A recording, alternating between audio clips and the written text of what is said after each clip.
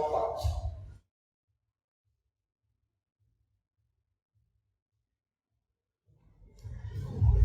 Com respeito a seu Filho, o qual, segundo a carne, veio da descendência de Davi, e foi designado Filho de Deus com poder, segundo o Espírito de Santidade, pela ressurreição dos mortos, a saber, Jesus Cristo, nosso Senhor. Façamos uma oração. Deus bendito, nós te rendemos graças por esse momento, esse privilégio especial de participar do culto ao Senhor, de render a Ti louvores, de contribuir com os dízimos e as ofertas, e nesse momento meditar na Tua palavra, que é inerrante, que é infalível, que é inspirada pelo Seu Espírito para a edificação do corpo de Cristo. Ajuda-nos nesse momento a entender o sentido da Tua palavra e aplicá-la em nossas vidas para que sejamos cada vez mais amadurecidos na fé e sirvamos a Deus com um coração temente, grato, cheio de entendimento, de sabedoria e de piedade. É no nome do Seu Filho Jesus que nós oramos. Amém. Queridos irmãos, é importante, antes mesmo de irmos direto ao sentido do texto, realizarmos uma brevíssima contextualização a respeito dessa carta aos Romanos.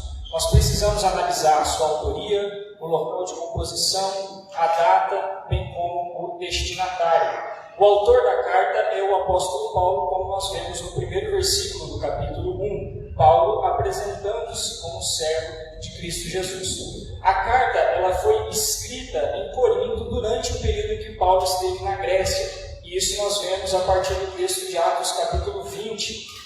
A data em que foi escrita foi provavelmente entre 55 e 58 do ano do Senhor, perto do fim da terceira viagem do apóstolo Paulo, a terceira viagem missionária que ele empreendeu. Ele estava se preparando para sair da Grécia, indo para a Palestina, levando uma oferta das igrejas gentílicas para os cristãos de Jerusalém, que sofriam naquele tempo com a pobreza. O destinatário da carta aos Romanos são os membros da igreja de Roma, que era naquela época a cidade capital do Império Romano. A igreja de Roma, segundo os estudiosos, ela era composta tanto por judeus como gentios convertidos a Cristo, com um número maior de gentios. Feitas essas considerações iniciais, nós precisamos ainda considerar que, embora o propósito geral da carta de Paulo aos Romanos seja nos ensinar que a justificação ela é somente pela fé em Jesus Cristo, o prefácio, ou o objetivo desse prefácio, ele gira em torno de outras questões. A passagem que nós acabamos de ler, ela faz parte do prefácio dessa carta. E esse prefácio ele é um pouco distinto dos outros prefácios das outras cartas de Paulo. Ele contém características singulares como a sua extensão. Se a gente analisar todas as epístolas de Paulo, o prefácio da carta aos Romanos é o maior em extensão. E a pergunta é, por que ele é o maior? Isso, meus irmãos, porque Paulo não havia fundado a igreja de Roma. Ou seja, ele via a necessidade, na escrita da carta, de estabelecer as suas credenciais de apóstolo e dessa forma também apresentando um relato completo do evangelho que ele pregava. No primeiro versículo do capítulo 1 de Romanos, Paulo então trata de suas credenciais. Leiam comigo. Romanos 1, versículo 1. Paulo, servo de Jesus Cristo, chamado para ser apóstolo, separado para o Evangelho de Deus. Então, a partir desse versículo, nós podemos observar três coisas. Primeiro, quem Paulo é, ou seja, a sua identidade. Segundo, para o que Paulo foi chamado. E terceiro, para o que Paulo foi separado, o seu propósito, a sua missão de vida. Primeiro, Paulo identifica-se como escravo, é o sentido original da palavra servo, mas um escravo de um Senhor inigualável, que é o nosso Senhor Jesus Cristo, o qual chamou o apóstolo Paulo eficientemente e vocacionou ele, comissionou ele como um apóstolo, esse ministério específico na igreja de Deus. E ele o comissionou como apóstolo para que Paulo representasse a Cristo fielmente através da proclamação do Evangelho de Deus. Em seguida, da última parte do versículo 1 até o versículo 4, Paulo começa a dar mais detalhes ainda desse evangelho do qual ele é pregador. Ele diz, em primeiro lugar, que o evangelho tem origem em Deus, pois, conforme o início do final do versículo 1, é o evangelho de Deus. Em segundo lugar, Paulo diz que o evangelho é uma promessa antiga de Deus, feita conhecida através de profetas e registrada nas Escrituras, pois, conforme o versículo 2, foi por Deus, outrora prometido, por intermédio dos seus profetas, nas Sagradas Escrituras. Em terceiro lugar, Paulo também diz que esse evangelho gira em torno de uma pessoa, pois, início do versículo 3, é com respeito ao seu filho. É a partir daqui, então, meus irmãos, que nós veremos com mais detalhes a natureza dessa pessoa do Filho de Deus. Consideremos agora, então, queridos irmãos, a partir de uma análise cuidadosa do texto sagrado, como a pessoa do Filho é descrita nas Escrituras.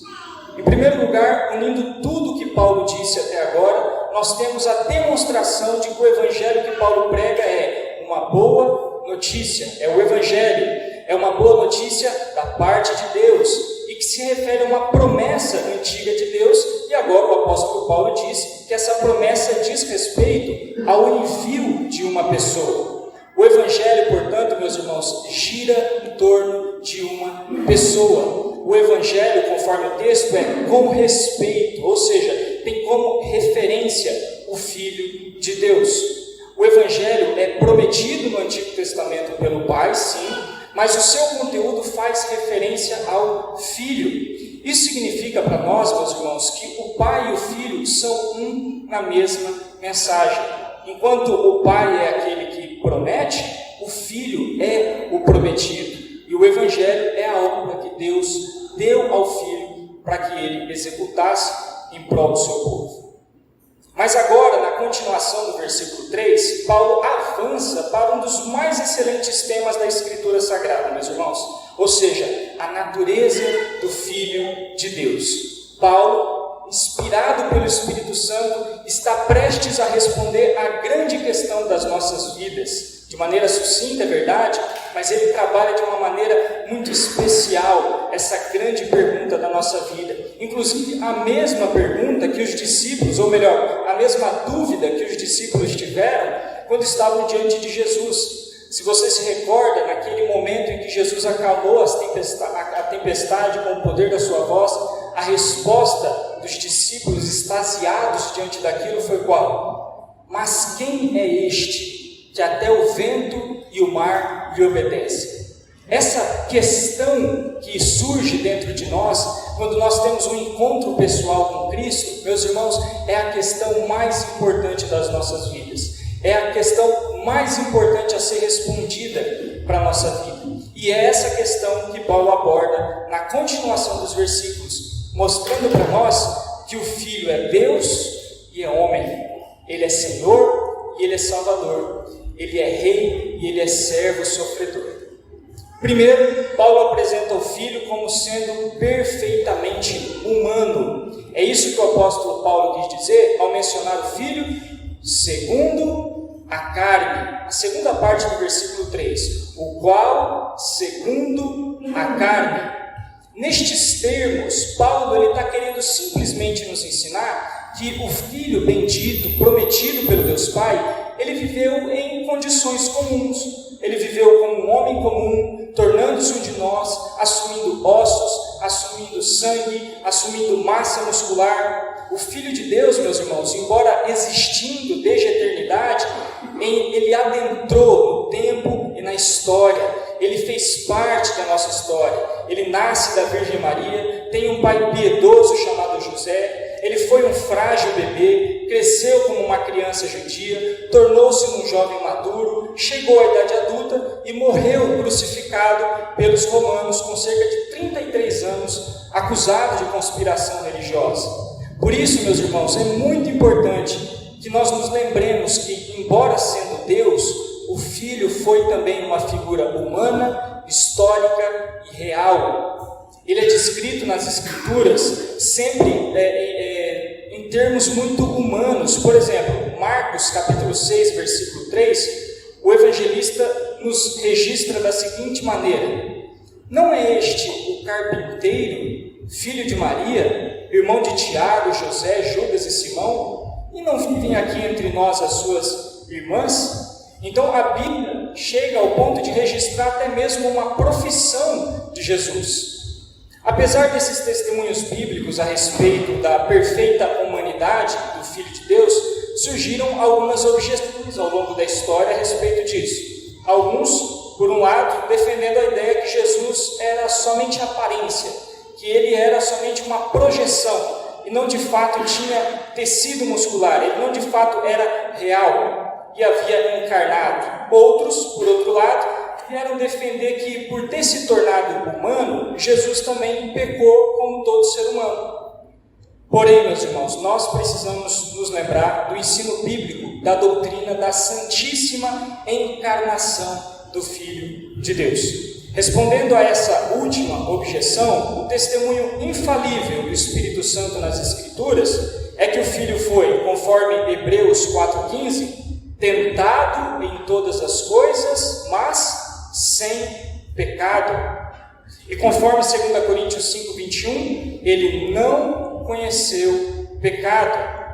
Respondendo à primeira objeção da imaterialidade do corpo de Cristo, o Espírito Santo na Escritura também nos ensina que o Filho é, conforme 1 Timóteo 3,16, aquele que foi manifestado na carne.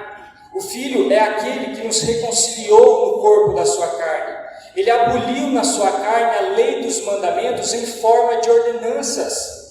E ainda mais, o Filho, conforme Paulo em Romanos, é, segundo a carne, sobre todos, Deus bendito para todos sempre. Por isso, a correta, a ortodoxa confissão dos cristãos é que Jesus Cristo veio em carne, mas que nós jamais nos esqueçamos de unir essa qualidade humana de Jesus com a sua natureza única, moral, perfeita, divina, na qual não existe pecado. E é somente esse Jesus, descrito nesses termos de humanidade perfeita, que é o verdadeiro Jesus, Filho de Deus, digno de toda adoração e de todo serviço.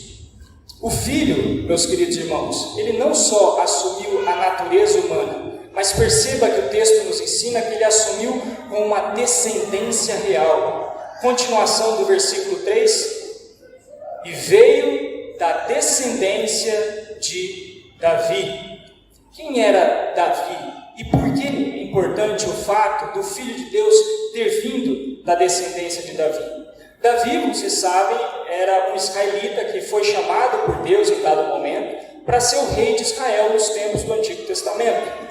O que torna importante essa descendência histórica do Filho é o fato de que o Salvador era necessário vir da linhagem de Davi, porque o rei havia recebido uma promessa do próprio Deus de que de sua descendência viria aquele que se sentaria no trono, mas não somente por um momento, mas para todo o sempre. E nós vemos isso em 2 Samuel 7. O Filho de Deus, Jesus Cristo, como lemos em Mateus capítulo 1, versículo 1, historicamente cumpriu essa promessa preciosa. O Filho de Deus é o genuíno, é o definitivo descendente de Davi, que veio ao mundo para reinar e assentar-se eternamente no trono. Leia comigo Lucas capítulo 1, versículo 32 ao 33. Lucas capítulo 1, versículo 32 ao 33. Aqui nesse texto nós vemos Lucas descrevendo a respeito da descendência de Jesus Cristo, o Filho de Deus. E este será grande e será chamado Filho do Altíssimo. Deus, o Senhor, lhe dará o trono de Davi, seu pai. Ele reinará para sempre sobre a casa de Jacó. O seu reinado não terá fim. Então, meus irmãos, resumindo até aqui, o Filho de Deus encarnou perfeitamente, sem pecado. E segundo essa humanidade que ele encarnou, ele descendia historicamente do rei Davi, cumprindo-se em Jesus Cristo a tão aguardada promessa da manifestação do Messias e do seu reinado eterno.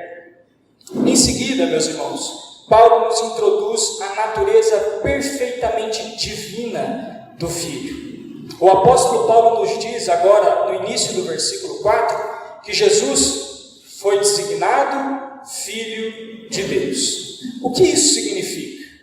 Em primeiro lugar, meus irmãos, o termo Filho de Deus, aplicado aqui à pessoa de Cristo, deve ser compreendido num sentido peculiar, pois embora nós vejamos na Escritura Sagrada Adão, por exemplo, sendo chamado de Filho de Deus, Adão ou nenhum outro ser humano é no mesmo sentido que Jesus é. Jesus aparece sempre nas Escrituras como o Filho em letra maiúscula. Observe esse detalhe, indicando para nós que ele é um unigênito de Deus e também que possui uma unidade, que possui uma igualdade de essência com Deus Pai. O Pai e o Filho são um na essência e na substância, e eles compartilham igualmente dos atributos da divindade. Em segundo lugar, essa essência divina do Filho, bem como a sua vocação messiânica, está relacionada aqui com o termo foi designado. Em outras palavras, meus irmãos, isso significa que pode ser entendido como algo que foi declarado, ou melhor ainda, que foi demonstrado. Paulo nos ensina aqui que aconteceu algo que demonstrou a todos que aquele homem da descendência de Davi era também divino. Em dado momento da história, meus queridos irmãos, aquele simples homem, houve um reconhecimento daquele simples homem através de alguns acontecimentos, da sua divindade. Aquele simples homem, filho de Maria e José, irmão de Tiago, José, Judas, Simão e algumas irmãs, que havia nascido na cidade de Belém, numa manjedoura simples, que crescera numa cidade humilde de Nazaré e que trabalhou inclusive como carpinteiro. Aquele homem era mais do que um judeu piedoso com linhagem real. Ele é e sempre será, meus irmãos, o Filho de Deus, mas não um entre muitos filhos, mas o unigênito, um em essência com o Pai. Por um lado, aquele homem é de fato o rei prometido, como exclamou inclusive Natanael: Mestre, tu és o Filho de Deus, tu és o Rei de Israel. Mas por outro lado também, meus irmãos, ele é o nosso Deus, como confessou quebrantado o discípulo incrédulo Tomé diante do Jesus ressurreto: Senhor meu e Deus meu, Deus meu. Por fim, nós precisamos nos perguntar, afinal, que acontecimentos foram esses que revelaram ao povo, que demonstraram ao povo a divindade de Cristo? E eu queria ver isso com vocês na continuação do versículo 4. O apóstolo Paulo nos diz: com poder, segundo o Espírito de santidade, pela ressurreição dos mortos. Alguns intérpretes da Sagrada Escritura, eles encontram nessa passagem 3 provas da divindade do Filho de Deus. E a linguagem do apóstolo, ela apoia essa interpretação.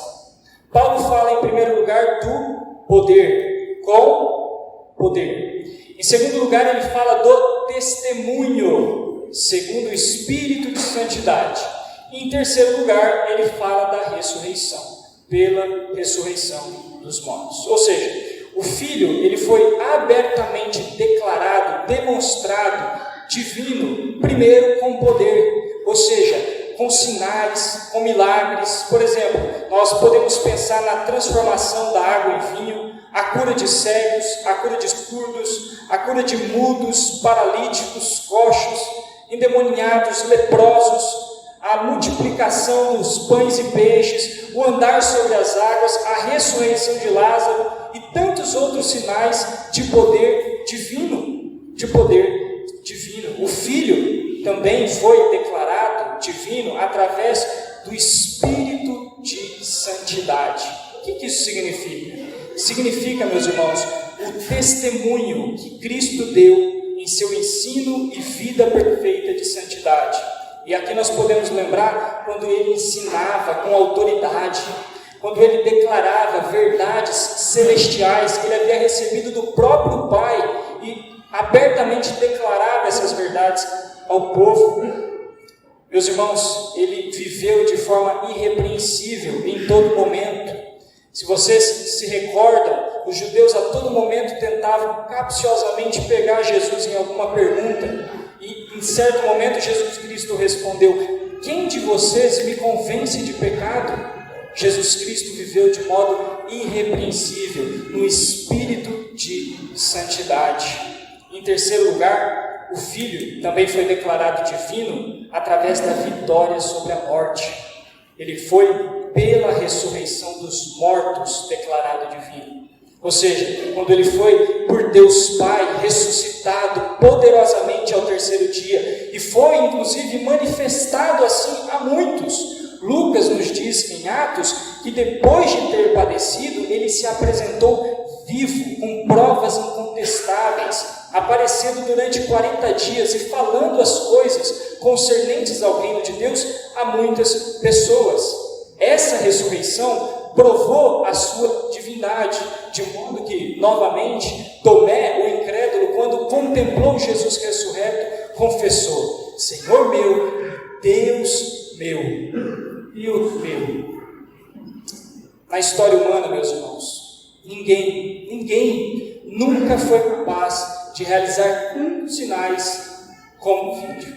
Ninguém nunca foi capaz de viver em perfeição de santidade como o Filho.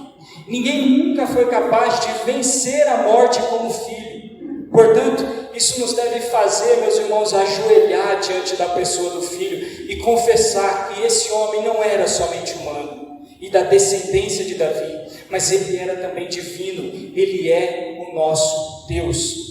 Em outras passagens da Escritura, nós aprendemos mais sobre a natureza divina do Filho. Por exemplo, segundo Isaías, capítulo 9, verso 6, o Filho será chamado como Deus forte.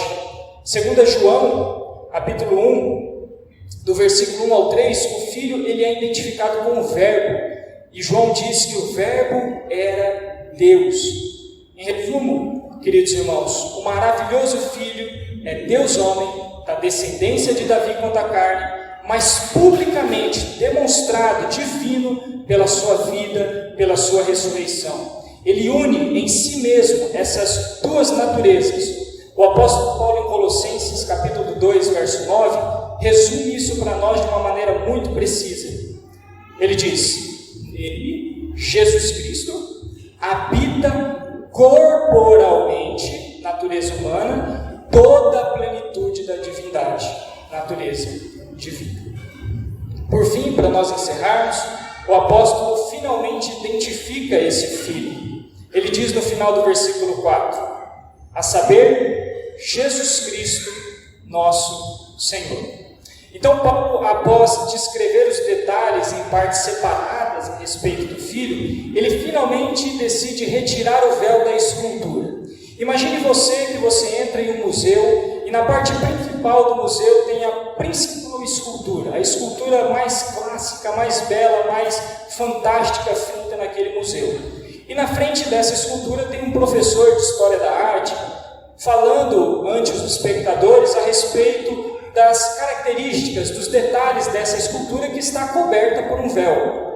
E quando aqueles espectadores estão prestes a finalmente descobrir quem é aquela escultura ou do que se trata aquela escultura, o professor de História tira o véu e finalmente revela do que ele está falando. É isso que o apóstolo Paulo está querendo dizer quando ele menciona o termo a saber. Vejam, meus irmãos, até aqui eu disse a respeito do Filho de Deus, que é o centro do Evangelho, que veio segundo a carne, é humano, que inclusive tinha linhagem real, foi demonstrado divino, com poder, o Espírito de Santidade, pela ressurreição dos mortos. Vocês querem saber de quem eu estou falando? A saber, Jesus Cristo, nosso Senhor. É Jesus, em primeiro lugar, a pessoa histórica de um judeu, filho de Maria, carpinteiro, morto na cruz romana pelo seu povo amado. O anjo disse que ele deveria se chamar Jesus, por quê? que ele salvaria o seu povo dos seus pecados.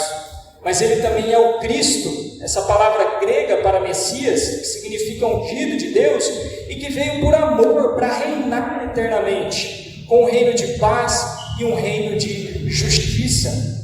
Ele também é, meus irmãos, percebam o que o apóstolo Paulo diz, o nosso Senhor. Afinal, meus irmãos, falando francamente, nós que cremos em Cristo Jesus, nós não apenas sabemos quem Ele é segundo a carne, nós nem ainda reconhecemos a sua vocação real simplesmente, mas nós o contemplamos em sua glória com olhos de servos.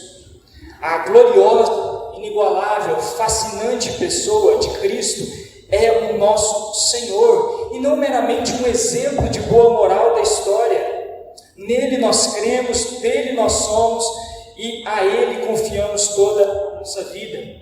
Recentemente eu assisti uma entrevista de um professor de filosofia, famoso aqui no Brasil inclusive, que foi questionado a respeito de qual filósofo ele mais admirava durante todos os anos de carreira como docente. Ele respondeu: Jesus. Eu sou fã de Jesus, eu sou fã dos ensinamentos de Jesus. Mas deixa eu dizer uma coisa para vocês, meus irmãos. Nós não somos fãs de Jesus, nós somos servos de Jesus. Nós não simplesmente contemplamos os ensinamentos de Jesus e dissemos: nossa, que coisa bonita. Não, nós obedecemos, nós submetemos ao seu senhorio. Ele é o nosso Senhor. E não tem como não recordar aqui do Salmo 123, versículo 2. O salmista diz o seguinte, e essa deve ser a nossa posição para com Cristo. Salmo 123, verso 2. Como os olhos dos servos estão fitos nas mãos dos seus senhores, e os olhos da serva na mão de sua senhora, assim os nossos olhos estão fitos no Senhor.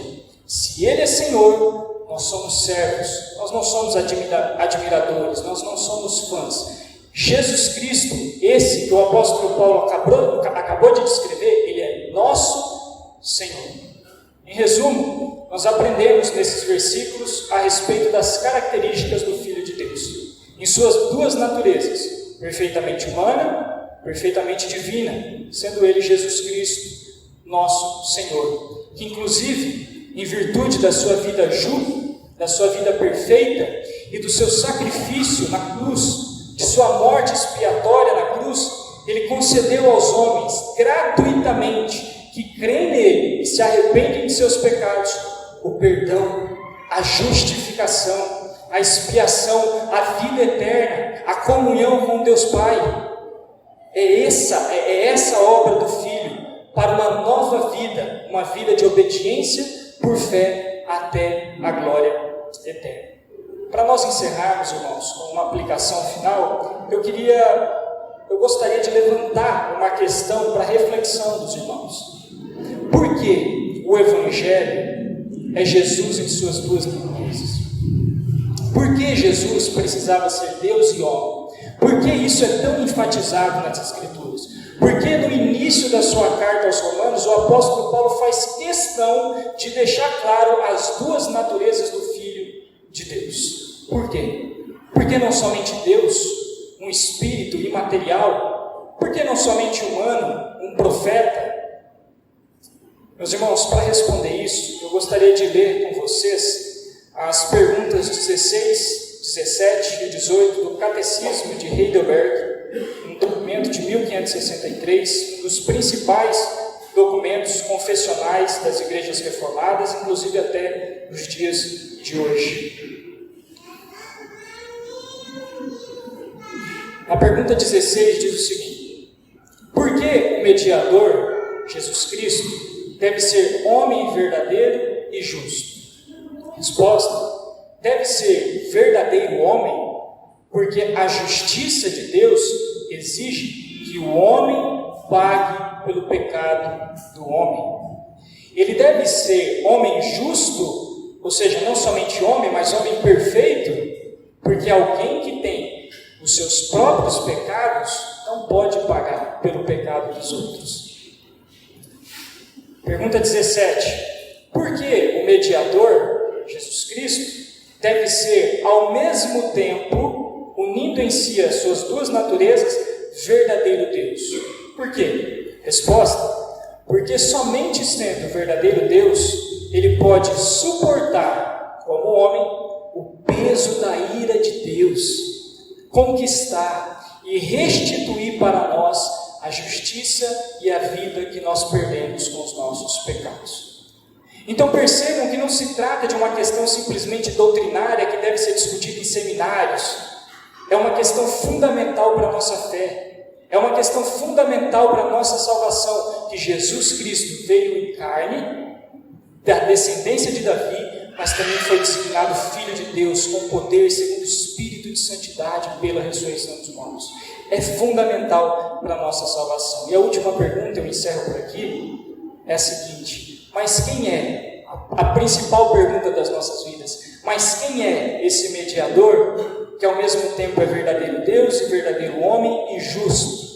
Resposta: nosso. Perceba a resposta pessoal. Ele é seu, nosso Senhor Jesus Cristo, que nos foi dado graciosamente para completa salvação e justiça. A conclusão final de tudo isso, meus irmãos, é que o que a lei demanda de nós, o que a lei exige de nós, nos é oferecido gratuitamente no Evangelho, na pessoa de Jesus Cristo e suas duas naturezas, humana e divina. Amém? Ei pessoal, quer continuar assistindo os nossos vídeos? Clique aqui e você vai ter acesso em outros vídeos. Mas também se inscreva no nosso canal, tá bom? Acione o sininho e compartilhe com outras pessoas.